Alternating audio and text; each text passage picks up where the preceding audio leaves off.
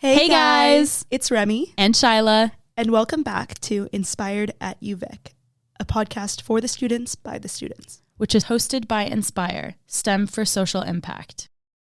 We're back with Emily Arvay, a learning strategist with the CAL and an academic coach with the CAC.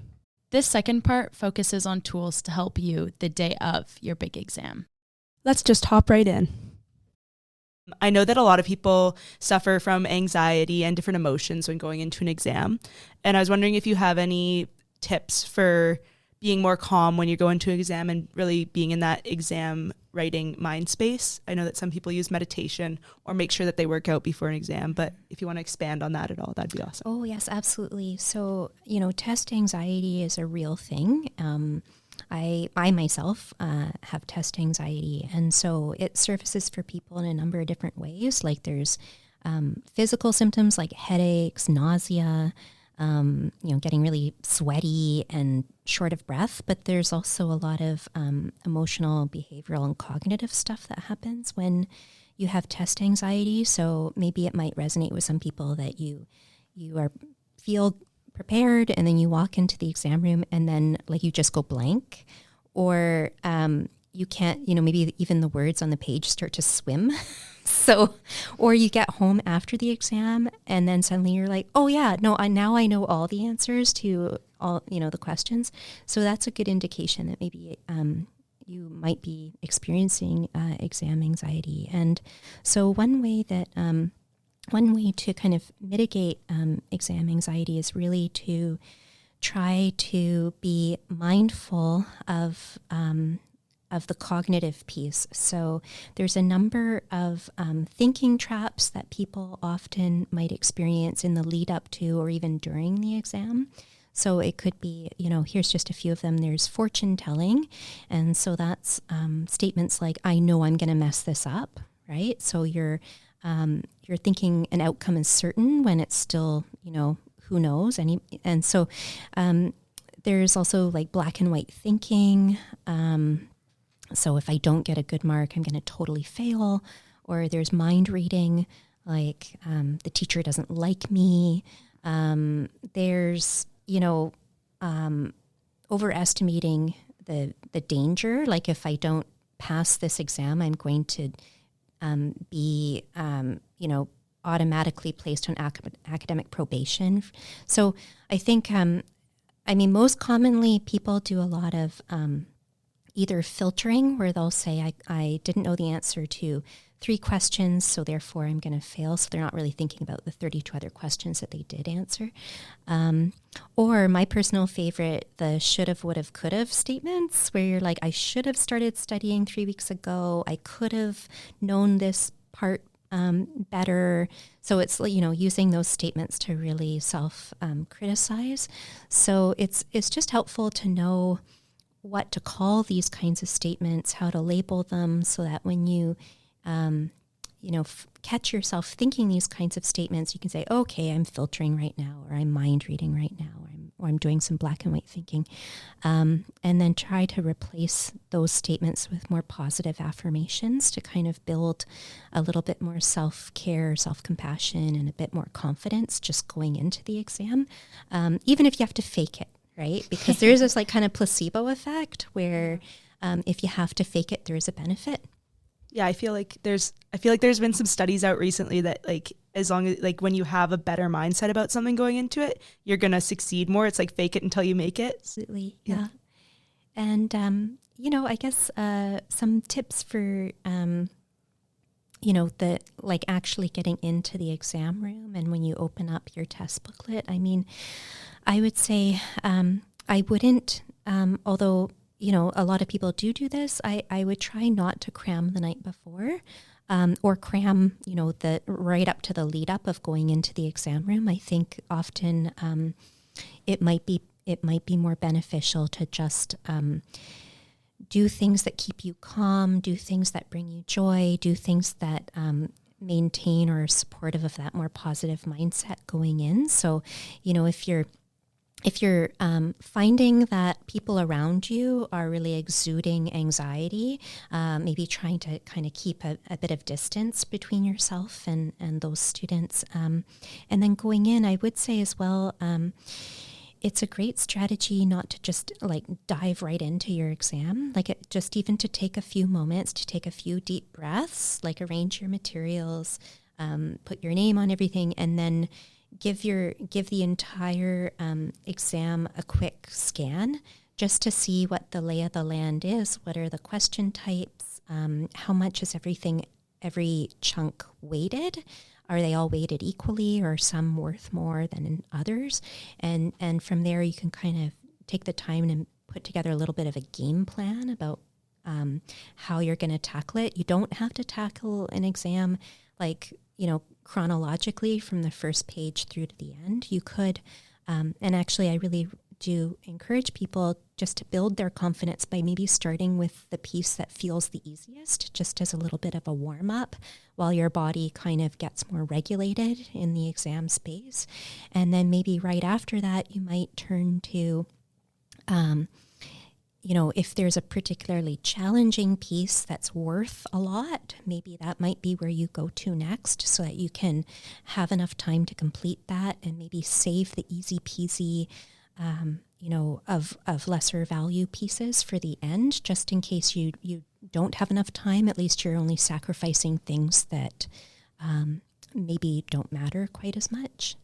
Yeah, that's a good point. I feel like I usually am the kind of person that jumps straight into the test.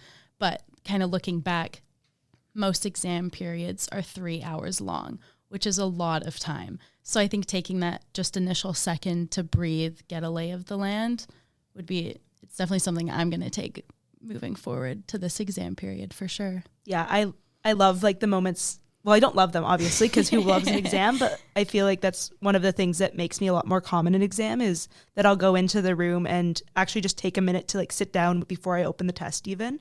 And then I'll always glance over the test to see what I have to do in that time period. And then sometimes I even jot notes down on the stuff that I know and leave that until the end, because I know I have those marks, and it's kind of nice to have something written down, but not your full time spent on that. And then I'll go to the hardest question. And dive into that while my brain's still fresh. Mm-hmm. That's the exact, that's what I use, but obviously everybody's brain's different. And I also find it a great tool to jot down any formulas that you think you might need.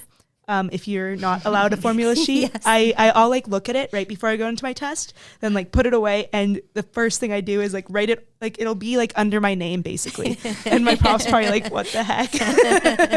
I mean, I'm sure that a lot of people do it, but. Oh yeah, no, doing a little like brain dump of the thing. Yeah, exactly. Of everything you think you're stressed about forgetting, because then that also helps your anxiety. It lowers your anxiety when you know that you have it out of your brain, and now you can just like let go.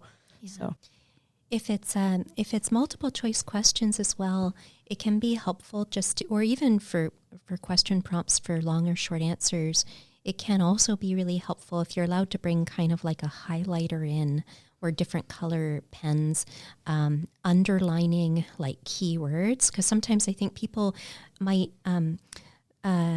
select an incorrect answer just from not carefully reading and skimming over a word like not. Like, which of the following is not a characteristic of blah, blah, blah. So it can be helpful, especially if you have exam anxiety, to kind of underline or highlight any of those keywords as reminders. That's a good point. You know what was really weird is that in my last exam, I realized that I do something in an exam, and honestly, I don't suffer from too much exam anxiety, and that's probably why, but it's... For me with ADHD, it's the only time that I can sit down and actually focus, because all of a sudden that like all that stress is on me. And I'm like, when I go into exam, I'm like, oh, like I have to figure this out. So now I like actually have to sit down and do it. So I don't know how I could possibly turn that into studying for exams. I mean, maybe that little shot of like, adrenaline when you go in, it contributes to like being able to tackle these things. So I don't know. Maybe somehow, I don't know how you could simulate that adrenaline rush for like, studying. But no, I think that's a great insight. I also thought, your previous comment about exercise, like maybe instead of cramming the night before or reviewing notes, right, as you're entering into like the exam space, going for like a little jog, because it's twofold in that it can release your stress, take your mind off things a little bit, make you more embodied, but it also gives your brain and your muscles, everything, like a big shot of oxygen, which is really helpful because if people might be prone to shortness of breath during an exam or even anxiety or panic attacks, having just done exercise where you're doing like more aerobic exercise can be just really, really helpful. Something that I've done as a UVic student just before my exams is take a walk around Finnerty Gardens. So yeah, I think that kind of ties in with not so much exercising, but just clearing my head, getting good like deep breaths. And yeah, I'll usually go with a friend in that class before the exam as well. And we usually try to not talk about the exam. But yeah, it's just a really good tool to kind of reset and I guess be more at peace before the exam. Great. Yeah, I love Finnerty Gardens. Me too. Also, maybe even listening to like You Got This song, like using music to kind of lift your spirits a little bit. So I could definitely see wandering around Finnerty Garden, like listening to my like theme, my hype song before I go in. You had mentioned before it's more ideal to not be cramming the day of an exam. Do you have any tips to try and prevent the cramming day of? Absolutely. Yeah. I think, this kind of wraps back into time management at the beginning of term. So the more opportunities you can create for yourself for really intermittent, like low stake moments for review.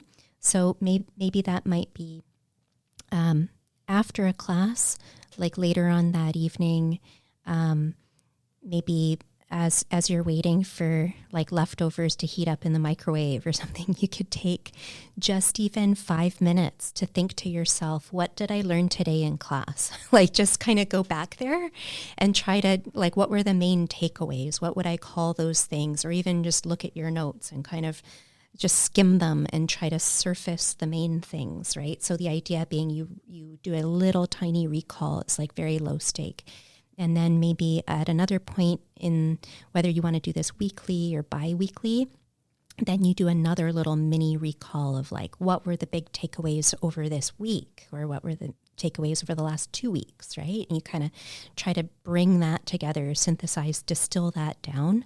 And so then you're doing your dailies, you're doing your bi-weeklies, and then maybe there's another moment at the end of a big like module, right? Where you're done, a whole section of work that hangs together well. You kind of review like, what's that all look like? What are the connections between everything here before I turn to the next big, module in this course. And so, what I think ends up happening is students often will only begin to like think about things like when there's a very narrow window of time. But if you build out a time management plan that just kind of codes in these moments for like a tiny little bit of review, then the exam review shouldn't be so painful because you've kind of been doing it all along. And the only other thing I might say to this is to kind of change the way that you like use many different ways of reviewing for exams. So a lot of people, what they tend to do is they'll review the course textbook or they'll review their notes in chronological order. And there's been a lot of studies to show that maybe the first time you review, you could do it chronologically, but in subsequent rounds of review, you might do it backwards, forwards, and then totally randomized. And in that way, you're building out different connections, and you're more likely to move that short-term memory into longer-term memory. That's more protected against exam anxiety, stress, and like going blank. So, that's called interleaving. That's what that process is called. And then the other thing I might recommend is there's a really great little image you could look up called Bloom's taxonomy. And it shows this kind of like usually rainbow staircase of different kinds of learning. And so at the very bottom of this staircase is just remembering, right? So simple like memorization. Like you read a definition, you memorized it, and you can say it again later. But it kind of goes up in levels into, at the very, very top, creating. So what I would say is, if you can do some of the higher order Bloom's taxonomy verbs on what you're learning in your course, it's more likely to, again, move it into longer term memory. So for example, one of those higher order ways of approaching like course concepts is to teach. So if you have, a really good friend in your class that you feel comfortable approaching and saying, hey, could we form like a study buddy thing together?